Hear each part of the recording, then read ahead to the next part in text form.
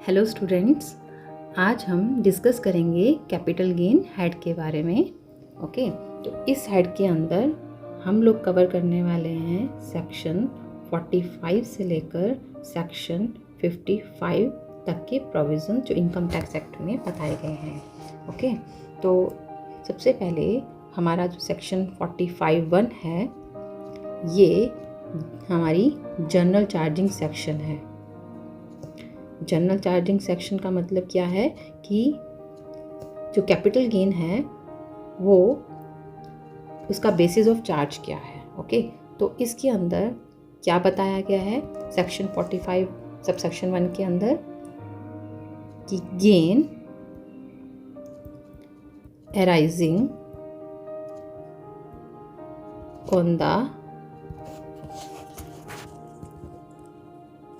transfer of the capital asset shall be chargeable in the previous year in which transfer has taken place। तो अगर हम इसको अच्छे से देखें तो इसके अंदर 4 बातें इंक्लूडेड हैं कि सबसे पहले तो कि गेन अराइज होना ज़रूरी है। ठीक है, गेन अराइज किससे होना ज़रूरी है? अगर हम किसी कैपिटल एसेट को ट्रांसफ़र करते हैं और ट्रांसफ़र करते हैं किस ईयर में ट्रांसफ़र करते हैं? प्रीवियस ईयर के अंदर, तो वो हमारा चार्जेबल होगा under the head capital gain. ठीक है, अगर इससे इनकम अराइज होती है तो वो हमारा under the head capital gain taxability बन जाएगी। ओके, तो अब इसमें 1 बाय 1 हम ये देखेंगे कि जो ये हमारे पॉइंट्स हैं हम इस जो हेड के अंदर कवर करेंगे इन सभी पॉइंट्स को। ओके, तो इन सभी पॉइंट्स को कवर करने के लिए सबसे पहले हम लेते हैं कि कैपिटल एसेट क्या होती है। ओके, सबसे पहले हम बात करेंगे कैपिटल एसेट के बारे में। तो देखिए कि ये कैपिटल एसेट का मीनिंग क्या है। जो हमारी सेक्शन 2 सबसेक्शन 14 है उसके अंदर कैपिटल एसेट का मीनिंग बताया गया है। Capital asset means property of any kind, property of any kind held by assessee, whether or not connected with business or profession. और दूसरी बात ये बताई गई है कि any securities held by foreign institutional investors. ठीक है, तो ये 2 बातें हमें बताती हैं कि कैपिटल एसेट का क्या मीनिंग है।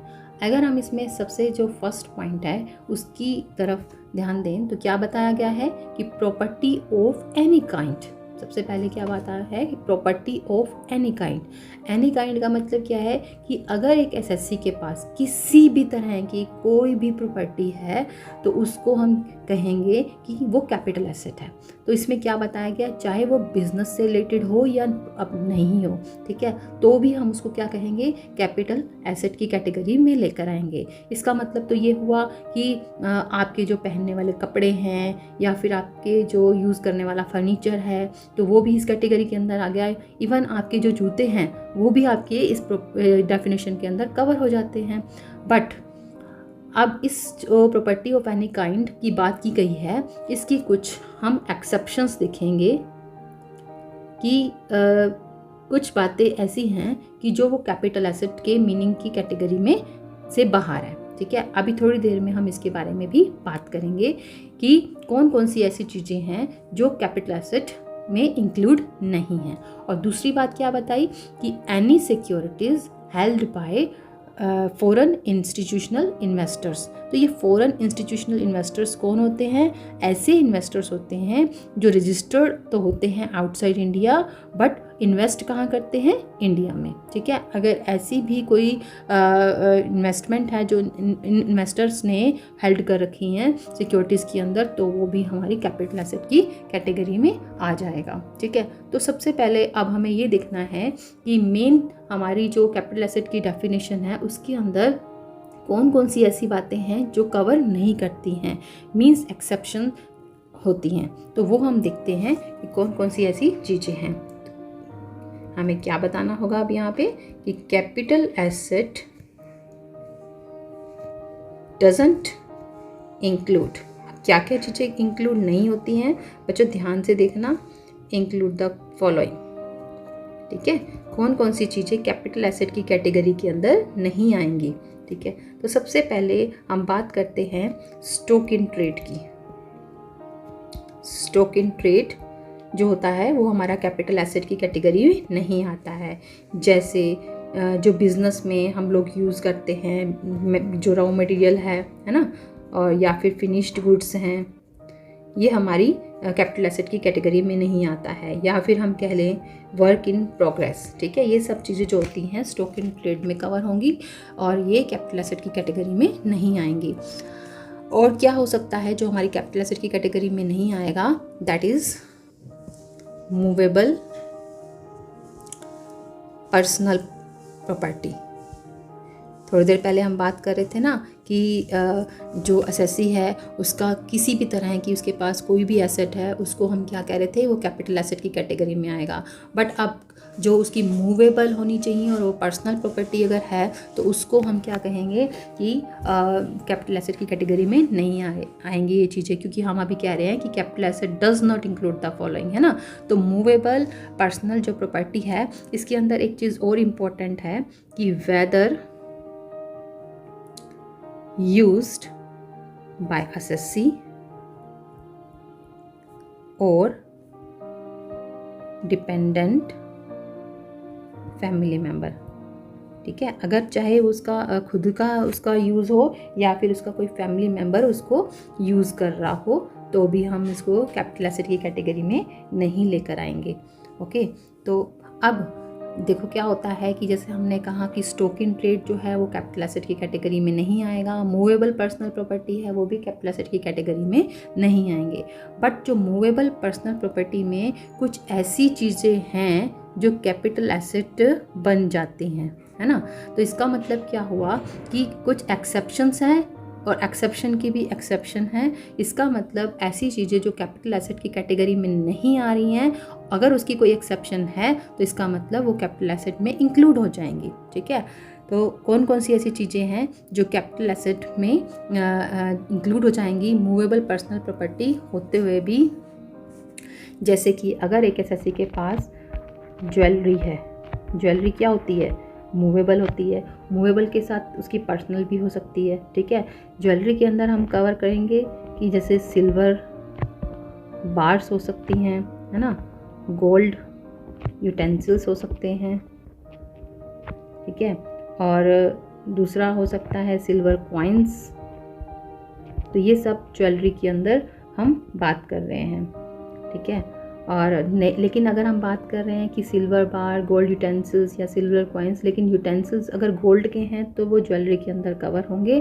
बट अगर वो सिल्वर के हैं वो कवर होने वाले नहीं हैं, वो इस डेफिनेशन के अंदर कवर नहीं होंगे। मतलब जो चीज़ें हम पर्सनल प्रॉपर्टी कह रहे हैं और वो हमारी कैपिटल एसेट बनने वाली है उसमें सिल्वर यूटेंसिल हैं तो वो नहीं आएंगे। ओके, तो इसका मतलब अगर एसएससी के पास ज्वेलरी है, ज्वेलरी के अंदर सिल्वर बार्स हो सकते हैं, गोल्ड यूटेंसिल्स हो सकते हैं जिसमें सिल्वर यूटेंसिल्स नहीं आएंगे, या फिर सिल्वर कॉइन हो सकते हैं, ये सब चीज़ें एसएससी की मूवेबल पर्सनल प्रॉपर्टी होते हुए भी क्या बन जाएंगी? कैपिटल एसेट बन जाएंगी। कैपिटल एसेट बन गई तो इसका मतलब क्या है कि इस पर जो कैपिटल गेन जो अगर इनका ट्रांसफ़र होता है तो कैपिटल गेन भी एप्लीकेबल हो जाएगा।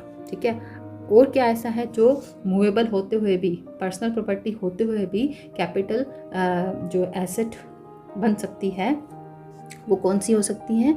जैसे ड्राइंग्स, है ना, कई बार बहुत कॉस्टली ड्राइंग्स जो है वो ट्रांसफ़र की जाती हैं, तो इन पर भी कैपिटल गेन एप्लीकेबल हो जाएगा। ठीक है, इसी तरह से और भी कई चीज़ें हैं जो हमारी कैपिटल एसेट बन जाएंगी। पेंटिंग्स हो गई, ठीक है, और क्या हो सकता है?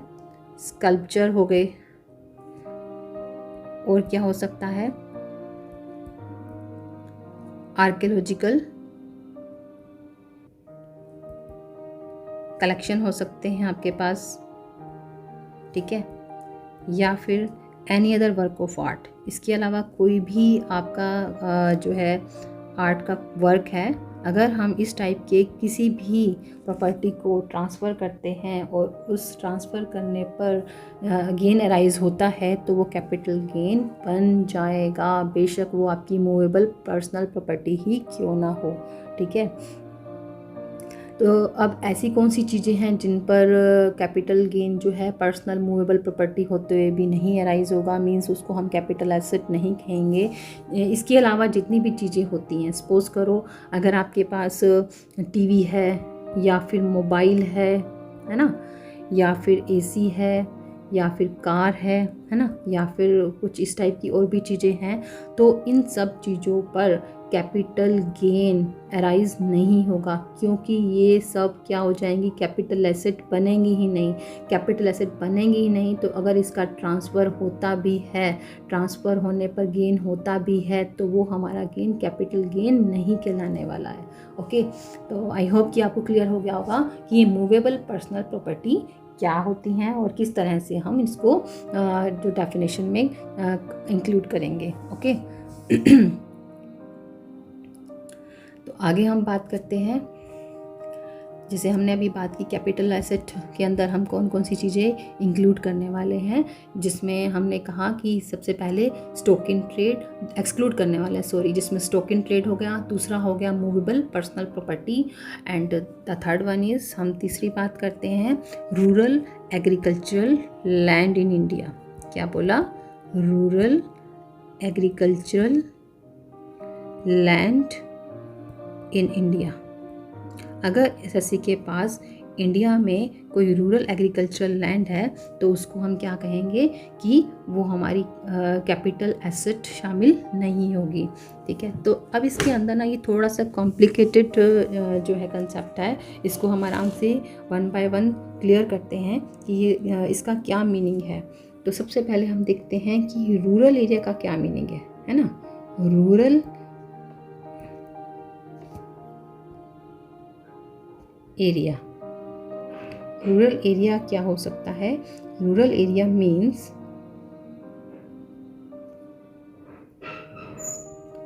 Which is not an urban area.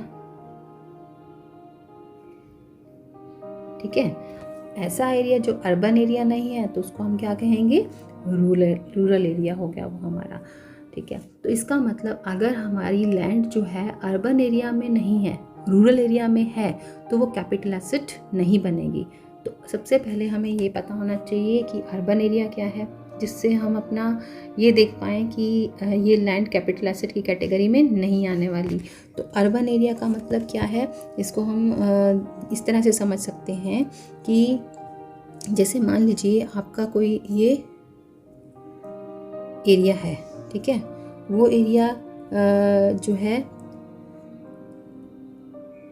Municipality और जिसको आप कह सकते हैं कैंटोनमेंट बोर्ड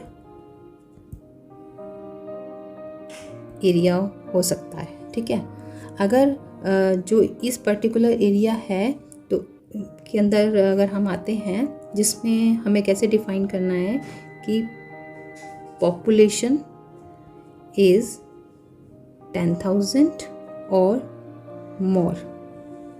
ठीक है, अगर इस एरिया की पॉपुलेशन जो है वो 10,000 या उससे ज़्यादा है ना, तो वो हमारा किस टाइप का एरिया कहलाएगा? Urban area. ठीक है, वो हमारा क्या बन जाएगा, अर्बन एरिया। ठीक है, जो ये सेंसस जो कैलकुलेशन होता है पॉपुलेशन का, वो होगा as per the last census before first day of previous year, before first day of previous year. Okay, तो अगर हमारा जो ये एरिया है जिसको हम म्यूनिसिपैलिटी का एरिया कहते हैं या फिर कंटेनमेंट बोर्ड का एरिया कहते हैं, तो वो एरिया की अगर पॉपुलेशन जो है वो 10,000 या 10,000 से ज़्यादा है तो वो हमारा क्या बन जाएगा, अर्बन एरिया।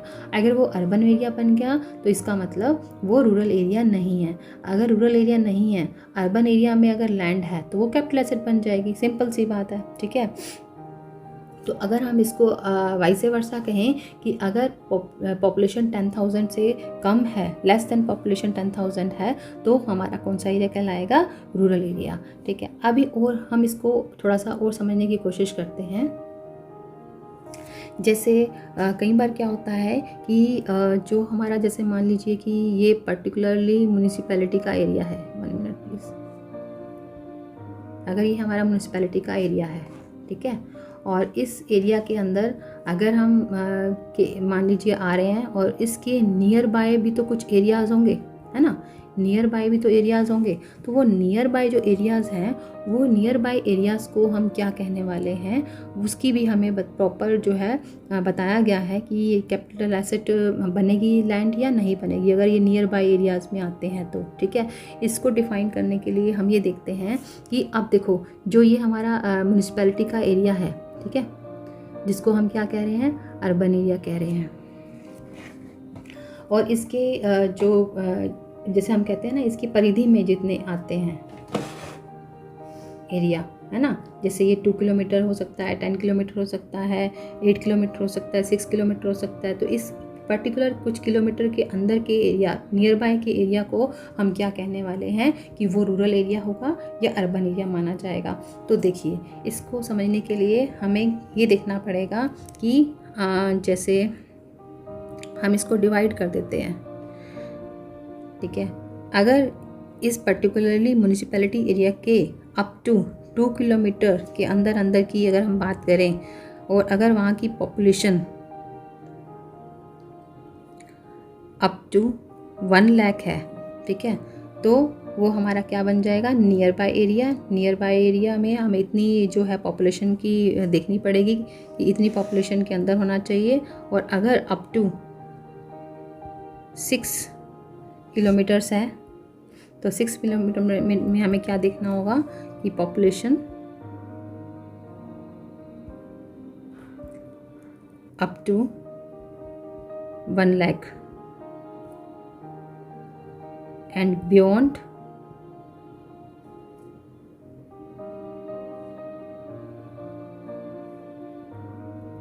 1 लाख,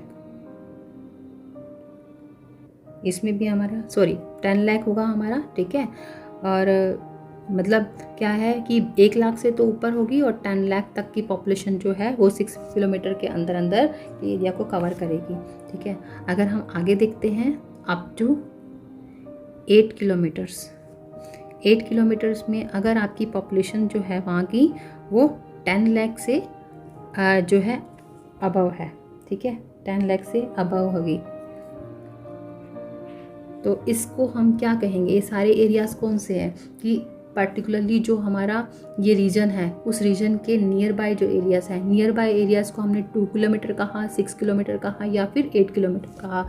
अगर इन एरियाज़ के अंदर कवर करते हैं तो हमें ये देखना होगा कि पॉपुलेशन मैटर करेगा। पॉपुलेशन अप टू 1 लाख है 2 किलोमीटर के एरिया के अंदर, तो वो क्या होगी हमारी, वो हमारी कंसिडर की जाएगी अर्बन एरियाज़ में। उसी तरह से अगर इस परिधि के 6 किलोमीटर के अंदर में 10 लाख की पॉपुलेशन तक के एरिया हैं, तो उसको हम क्या कहने वाले हैं, उसको भी हम क्या कहेंगे, अर्बन एरियाज़ में। अप टू 8 किलोमीटर्स है, ठीक है, बट उसमें 10 लाख से ऊपर की पॉपुलेशन है, तो हम क्या कहेंगे, वो भी हमारी अर्बन एरिया। तो इन सभी केसेस में हम क्या कहेंगे, अंडर दीज ऑल केसेस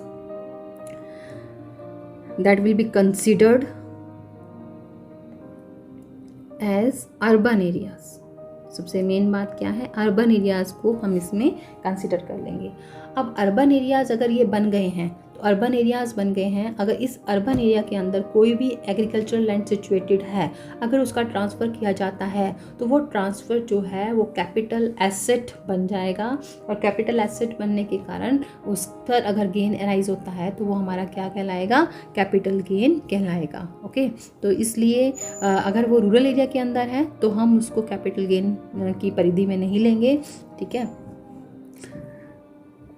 और इसके अलावा जैसे हमने बात की कि स्टॉक इन ट्रेड्स, फिर हमने बात की कि पर्सनल मूवेबल प्रॉपर्टी, फिर हमने बात की एग्रीकल्चर लैंड के बारे में।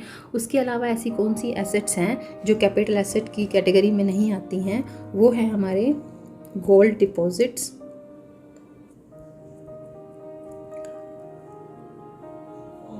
बॉन्ड्स 1999 और डिपॉजिट सर्टिफिकेट्स,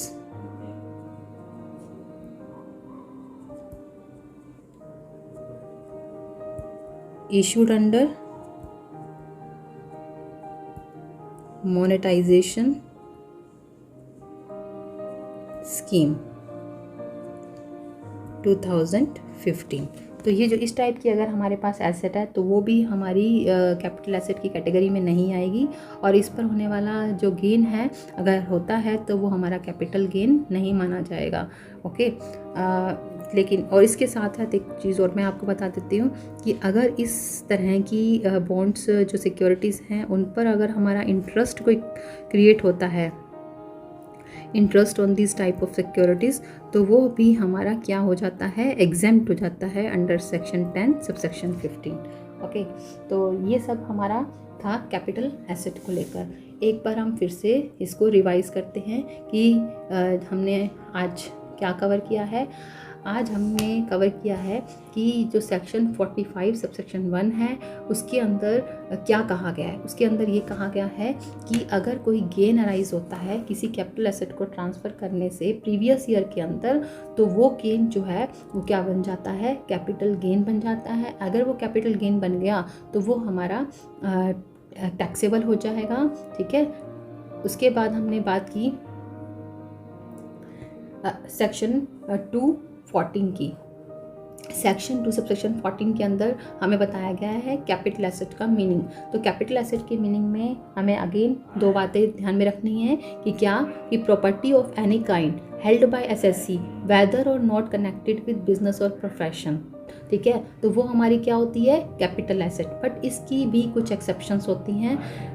क्या एक्सेप्शंस होती हैं कि हमें ये देखना होता है कि अगर हमारा जो स्टॉक है, स्टॉक इन ट्रेड है, वो रॉ मटेरियल या फिनिश्ड हो, है ना, या वर्क इन प्रोग्रेस हो, तो वो हमारा क्या कहलाता है, कैपिटल एसेट नहीं कहलाता है। उसके अलावा अगर हमारे पास कोई मूवेबल पर्सनल प्रॉपर्टी है, ठीक है, वो मूवेबल पर्सनल प्रॉपर्टी भी हमारी कैपिटल एसेट नहीं होती है, लेकिन कुछ बातों को छोड़कर कैपिटल एसेट नहीं होती है, जैसे कि jewellery, drawings, paintings, sculptures, agriculture collection, any other work of art, ठीक है, any other work of art, तो वो भी हमारा क्या होता है, कैपिटल एसेट बन जाती है, ठीक है। इसके अलावा रूरल एग्रीकल्चर लैंड अगर हमारे पास है तो वो भी हमारी कैपिटल एसेट नहीं होती है। तो इसको समझने के लिए हमने ये देखा कि रूरल एरिया का क्या मतलब होता है और अर्बन एरिया का क्या मतलब होता है। रूरल एरिया के अंदर हमने ये देखा कि रूरल एरिया वो एरिया होता है जो अर्बन एरिया नहीं है, ठीक है। तो सबसे पहले हमें ये समझ लेना चाहिए कि अर्बन एरिया क्या होता है। अर्बन एरिया एक ऐसा एरिया होता है जो पर्टिकुलर जो उस जहाँ की लैंड है, जहाँ जिस एरिया में लैंड है वहाँ की जो म्यूनिसिपैलिटी है उसकी के अकॉर्डिंग देखा जाएगा, है ना, जिसकी पॉपुलेशन जो है वो 10,000 या फिर ज़्यादा है। पॉपुलेशन क्या है, 10,000 या ज़्यादा है, तो वो हमारी क्या हो जाएगी, अर्बन एरिया होगी, ठीक है। तो अर्बन एरिया तो हमें पता लग गया, लेकिन अर्बन एरिया के इस पर्टिकुलरली म्यूनिसिपैलिटी के जो नियर बाय एरियाज़ हैं, क्या हम उनको अर्बन एरिया कहें या नहीं कहें, तो उसके लिए हमने क्या देखा कि हमने डिवाइड किया with in the distance of 2 kilometre, 6 kilometre and 8 kilometres. अगर इस पर्टिकुलरली म्यूनिसिपैलिटी के नियर बाय जो एरिया में अप टू 2 किलोमीटर्स हैं जिसमें पॉपुलेशन अप टू 1 लाख है, और अगर वो डिस्टेंस अप टू 6 किलोमीटर है एंड पॉपुलेशन जो है 1 लाख और 10 लाख के बीच में है, और अगर जो एरिया है, डिस्टेंस है वो 8 किलोमीटर्स तक है, बट पॉपुलेशन जो है 10 लाख से ज़्यादा है। तो इन सब पर्टिकुलरली डिस्टेंसेस के अंदर जो पॉपुलेशंस हैं, वो जो कवर होता है एरिया, उसको हम कहेंगे कि वो हमारा कौन सा है, अर्बन एरिया। इसका मतलब अगर अर्बन एरिया बन गया तो वो रूरल एरिया नहीं है। अर्बन एरिया के अंदर अगर हम कोई भी लैंड है, अगर एग्रीकल्चरल लैंड है हमारे पास, उसको अगर हम ट्रांसफ़र करते हैं और उससे गेन अराइज होता है तो वो हमारा क्या बन जाएगा, कैपिटल गेन बन जाएगा। ठीक है। उसके अलावा एक लास्ट और चीज़ है जो हमारी कैपिटल एसेट में शामिल नहीं होती है, that is gold deposit bonds, है ना, और डिपॉजिट सर्टिफिकेट्स जो कि इशू किए जा रहे हैं मोनेटाइजेशन स्कीम 2015 के अंदर। ठीक है। तो ये भी हमारे क्या होते हैं, कैपिटल एसेट की कैटेगरी में नहीं आते हैं। अभी हम करेंगे कि नेचर ऑफ कैपिटल एसेट के हिसाब से कैपिटल एसेट का meaning. Nature of capital asset, nature of capital asset के हिसाब से जो हमारी कैपिटल एसेट है वो दो तरह की हो सकती है, short term capital asset and long term capital asset. ठीक है। तो ये शॉर्ट टर्म है या लॉन्ग टर्म है, ये किस बात पर डिपेंड करता है, it depends on holding period, it's depends on holding period. ठीक है। इसका मतलब क्या है कि जब भी एसएससी के पास वो एसेट आई से लेकर जब तक उसके पास रहती है, तो जितना पीरियड होल्ड करके वो रखता है उसको हम कहेंगे होल्डिंग पीरियड। तो जो ये होल्डिंग पीरियड है, ये होल्डिंग पीरियड हमारा 1 ईयर का हो सकता है, 1 ईयर के अंदर अंदर है, या फिर हम बात करें कि 2 ईयर का हो सकता है, या 3 ईयर्स का हो सकता है, या 4 ईयर का हो सकता है। तो इसके लिए हमें जो हमारे प्रोविज़न है वो क्या बताते हैं, वो ये बताते हैं कि अगर एसएससी के पास 1 ईयर के अंदर कि इस टाइप की एसेट है जो अभी मैं नोट करने जा रही हूँ, जैसे लिस्टेड शेयर्स हैं, लिस्टेड शेयर्स हैं। लिस्टेड शेयर्स का मतलब क्या होता है, जैसे किसी स्टॉक एक्सचेंज में जो शेयर्स हैं वो लिस्टेड हों। ठीक है। सिक्योरिटीज़ लिस्टेड हों तो उसको हम लिस्टेड शेयर्स कहते हैं। ठीक है। दूसरे क्या हो सकते हैं, units of equity oriented mutual funds, जिसको हम क्या कहेंगे, यूटीआई, यूआईटी। ठीक है। उसके बाद क्या हो सकते हैं, जैसे जीरो कूपन बॉन्ड। तो इस टाइप की अगर सिक्योरिटीज़ हैं तो उसमें कैटेगरी, इसमें देखने के लिए हमें क्या देखना होगा, 1 ईयर। 1 ईयर का मतलब क्या है कि अगर इस टाइप की अगर एसेट्स हैं एसएससी के पास, अगर उसने होल्ड कर रखा है अप टू 1 ईयर, ठीक है, तो वो क्या बन जाएंगी, हमारी शॉर्ट टर्म कैपिटल एसेट। और अगर वो एसएससी ने बियॉन्ड 1 ईयर भी होल्ड करके रखा हुआ है तो वो बन जाएंगी लॉन्ग टर्म कैपिटल एसेट। ठीक है। तो इस तरह से हमें देखना होगा इन एसेट्स को लेकर। उसके अलावा आगे प्रोविज़न क्या कहता है, 2 ईयर्स को लेकर। ठीक है। 2 ईयर्स में अगर एसएससी के पास अनलिस्टेड शेयर्स हैं, अभी हमने देखा था 1 ईयर की कैटेगरी में कौन से आए थे, लिस्टेड शेयर्स, बट अगर एसएससी के ऐसे शेयर्स हैं जो लिस्टेड नहीं हैं, अनलिस्टेड हैं, मतलब किसी रिकॉग्नाइज्ड स्टॉक एक्सचेंज पर वो लिस्टेड नहीं है शेयर्स, तो उसको हम क्या बोलते हैं, अनलिस्टेड शेयर्स। ठीक है। या फिर एसएससी के पास कोई इमूवेबल प्रॉपर्टी है, तो इन दोनों ही केसेस में ये देखा जाएगा कि अगर अप टू 2 ईयर्स अगर एसएससी ने होल्ड कर रखे हैं तो वो बन जाएगी शॉर्ट टर्म कैपिटल एसेट, और अगर बियॉन्ड 2 ईयर्स एसएससी ने होल्ड कर रखी हैं तो वो बन जाएंगी लॉन्ग टर्म कैपिटल एसेट्स। ठीक है। इसके अलावा जो देखने का जो क्राइटेरिया है कैपिटल एसेट को, वो है 3 ईयर्स।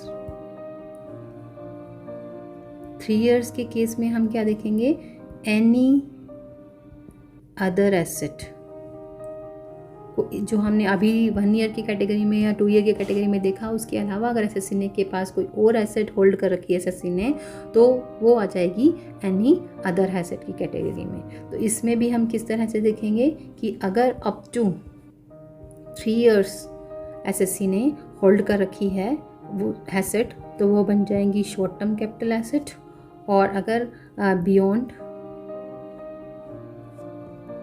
3 इयर्स एसएससी ने होल्ड कर रखी है, एसएससी ने ये एसेट, तो उसको हम क्या बोलेंगे, लॉन्ग टर्म कैपिटल एसेट। ठीक है, तो ये अकॉर्डिंगली हमने देखा कि according to nature of capital asset किस तरह से एसेट को डिवाइड किया जा सकता है कि वो शॉर्ट टर्म कैपिटल एसेट है या फिर लॉन्ग टर्म कैपिटल एसेट है। ओके, तो आज के लेक्चर में हमने ये कवर किया कि हमारा जो है कैपिटल एसेट क्या होती है, ओके, और कैपिटल एसेट की पीरियड वाइज की क्या नेचर होती है वो भी हमने देखा। नेक्स्ट लेक्चर में हम लोग कवर करेंगे कि ट्रांसफ़र ऑफ कैपिटल एसेट क्या होता है। Okay, thanks for watching.